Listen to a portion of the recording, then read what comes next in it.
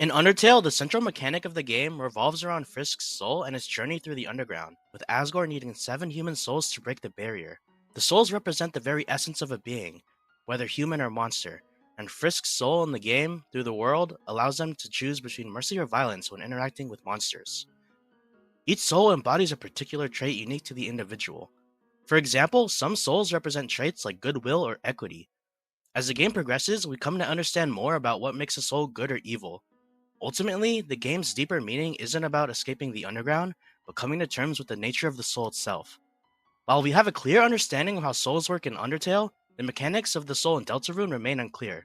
For this theory, we're going to take a more nuanced look at how the soul works in Deltarune. In Deltarune, the player controls Chris's soul in battle, moving it to dodge incoming attacks, similar to how it works in Undertale. But here's the question: why does Chris take damage when he is hit by an attack? During combat, when the soul gets close to an attack, Chris's TP increases, allowing him to perform special moves and deal more damage. Why is this the case? This leads me to a theory. Chris's soul is actually his heart. Now I know this might sound like a wild theory, but there's actually evidence to support it.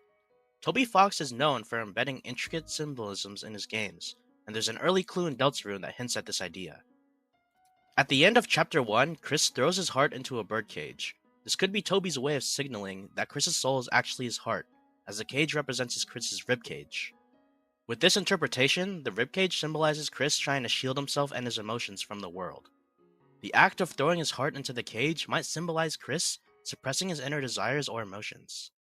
We even see Chris holding a knife, which possibly symbolizes the surgery involved in the operation. His eyes are even red from blood loss. You might be wondering why Chris's heart would leave his body to seal the fountain at the end of the chapters. One possibility is that the fountain is a living being, and Chris's heart is needed to make it complete. Toby Fox might be using this as a metaphor for organ donation, subtly encouraging players to sign up to donate. But how could Chris survive with his heart outside of his body? It's possible that Chris has studied surgery. After all, he goes to school, and it's not far-fetched to assume that he might have learned something about body mechanics, and how long his heart could survive outside of his body, while maintaining homeostasis. This could explain how Chris manages to function without it, especially if he has a solid understanding of the body and its inner workings. Circling back to the point about Chris's soul and the reason TP increases when his heart is nearby objects, it could be linked to a fight-or-flight response. When his heart is under threat, his adrenaline level rises, enabling him to perform stronger moves. In this context, TP could stand for thrombotic pericarditis, suggesting that the soul in Deltarune is more linked to Chris's physical and emotional state than we might have initially thought.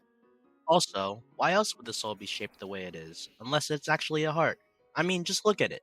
Many people believe that Deltarune's soul mechanics are complex, but it's possible that Toby Fox is simply presenting a more straightforward concept. We're controlling Chris through his heart, and the game's unique mechanics reflect the heart's direct influence on his actions. What do you think? Did I miss anything, or do you have any theories? Let us know in your comments below.